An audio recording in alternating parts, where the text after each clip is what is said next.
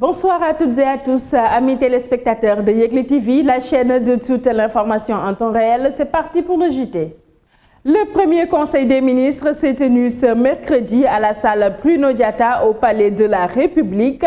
Après avoir souhaité la bienvenue au nouveau gouvernement tout en l'encourageant, le chef de l'État Macky Sall s'inscrit dans le temps de l'action et c'est cette dynamique qu'il compte imprimer à toutes les actions de son second mandat pour diligenter les affaires publiques. Récit signé Abdoulaye Timera. Ce mercredi 10 avril a lieu le premier conseil des ministres à la salle Bruno Diatta du palais présidentiel. Après le remaniement effectué dimanche dernier, marquant le coup d'une pierre blanche, le chef de l'État Macky Sall a souhaité à l'ensemble du nouveau gouvernement beaucoup de succès dans sa mission au service des Sénégalaises et des Sénégalais. La nouvelle équipe est forte de 32 ministres, dont 8 femmes et 3 secrétaires d'État. Un nouveau gouvernement à 50% pour un nouvel élan. Asséné Mahammed Boun Abdallah Dionne, qui occupe cumulativement à ses fonctions de Premier ministre avant la suppression du poste, les fonctions de secrétaire général de la présidence de la République. Non conduits dans le gouvernement, Augustin Tine, Mamba Ignan et Ismaël Madior Fall ont migré au palais par décret présidentiel. Ils ont été respectivement nommés ministre directeur de cabinet du président de la République, ministre chef de cabinet du président de la République et ministre d'État à la présidence de la République sans portefeuille.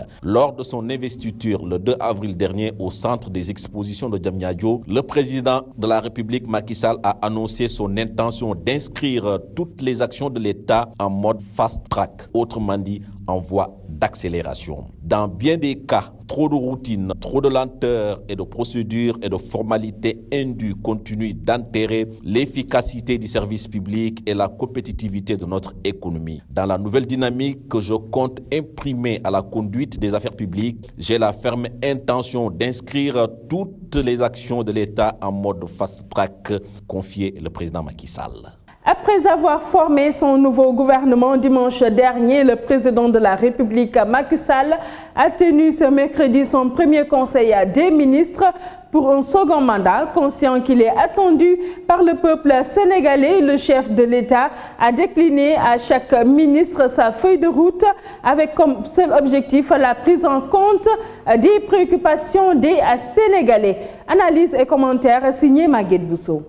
Le nouveau gouvernement vient de tenir son premier conseil des ministres, un exercice républicain qui met autour du président des différents ministres qu'il a lui-même choisi pour la conduite des affaires publiques. Pour ce premier exercice, le président de la République Macky Sall a donné à chaque ministre une feuille de route qui consiste à l'exécution des tâches qui leur sont confiées. Il s'agit pour le chef de l'État, avec ce second mandat, de répondre à l'attente et aux aspirations du peuple, puisque ces derniers viennent d'être plébiscités au sortir de la présidence du 24 février. Avec ce second mandat, c'est un nouveau challenge qui s'offre à lui. Et partant, tout ce qu'il entreprend doit être en conformité avec la volonté populaire parce qu'il s'agit de servir et non se servir. Par conséquent, le pays tout entier retient son souffle quant à la suite à donner aux directives qui émanent de lui pour mettre définitivement le Sénégal sur la rampe de l'émergence. Aujourd'hui, plus que jamais, le peuple attend beaucoup du président Macky Sall et ce dernier ne demande ni plus ni moins que la prise en compte de leurs préoccupations. Le Sénégal est béni et cortigé également depuis la découverte des ressources pétrolières et gazières. Les Sénégalais espèrent de tout leur vœu une redistribution équitable de ces ressources pour leur bien-être et forcément le président Macky Sall s'y attellera. C'est tout ce que le peuple attend de lui pour qu'il soit à tout jamais dans le panthéon des leaders que leur peuple sera éternellement reconnaissant.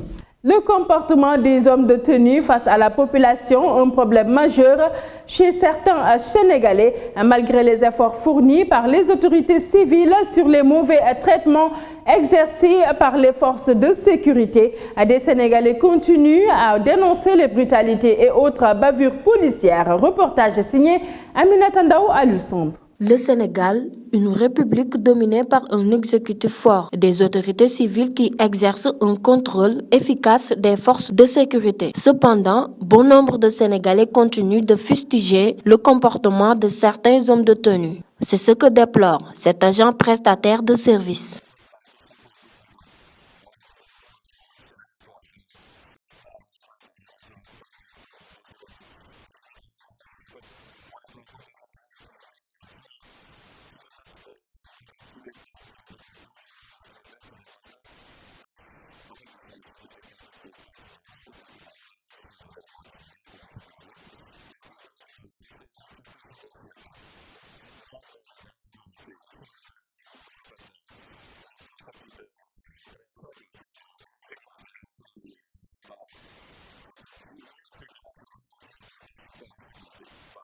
Même si ces hommes sont sur le terrain pour garantir la sécurité des personnes et des biens, les Sénégalais doivent savoir le droit pour éviter certaines brutalités, avance toujours cet agent.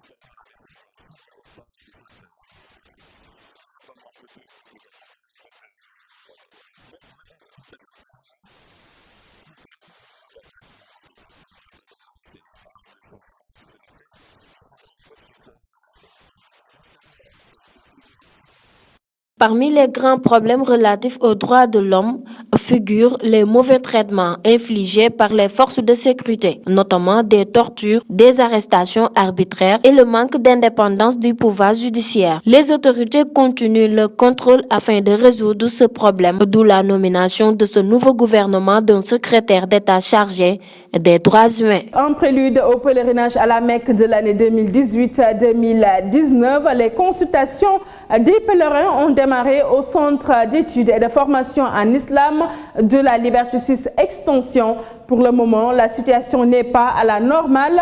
D'après les différents intervenants, on note une lenteur due au changement de système. Plus de détails dans ce reportage signé Abidjan Pierre Sarr. Les consultations en prélude au pèlerinage à la Mecque 2018-2019 viennent juste de commencer ici, au Centre d'études et de formation en islam de la Liberté 6 Extension. Des difficultés sont notées dans le déroulement des consultations. Ce vieux d'une quarantaine d'années nous explique. Depuis 5 heures du matin, on est sur place. Les inscrits dépassent 2500 personnes.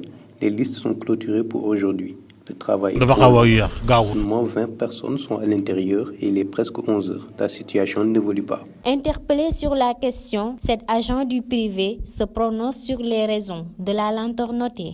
La lenteur est due au changement de système. Auparavant, on faisait seulement la visite médicale et c'est fini. Mais maintenant, les choses ont changé. Tout est informatisé et les gens n'ont pas encore compris le système. Peut-être d'ici quelques jours, il y aura des évolutions. Le photographe de la commission met l'accent sur les difficultés qu'ils font face. On fait le montage des photos pour ceux qui envoient leurs photos par WhatsApp. Les difficultés dont on fait face sont que depuis des années, on écrit une lettre adressée à la commission pour qu'on puisse accompagner les pèlerins. Mais depuis lors, on n'a pas de réponse. Mais on fait notre travail convenablement. Le pèlerinage constitue une étape importante dans la vie de tout musulman. Cependant, il mérite d'être préparé avec soin et attention pour parer à toute éventualité.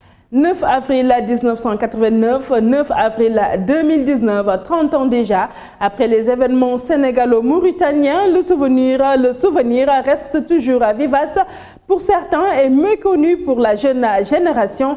Nous avons tendu notre micro à un témoin, Malik Diakhaté, qui est revenu sur les faits. Nous le suivons au micro de Caroline Badiane à Luxembourg.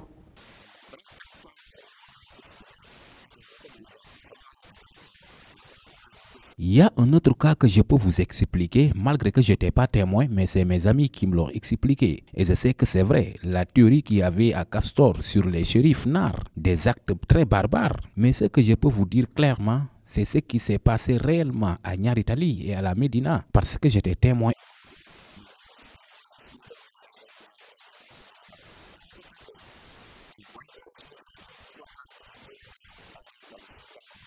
Dans une poignée de secondes, la page internationale qui met en exergue l'actualité hors du Sénégal. Parons cette page internationale avec la Côte d'Ivoire qui abrite le 17 avril 2019 le premier sommet régional de l'initiative de financement en faveur des femmes entrepreneurs Wi-Fi, annonce un communiqué de l'ambassade des États-Unis en Côte d'Ivoire. L'événement mettra par ailleurs en vedette des femmes chefs d'entreprise, des cadres du secteur privé, des ministres et des représentants clés du gouvernement issus du Wi-Fi et des partenaires qui vont discuter sur les voies de financement des initiatives féminines.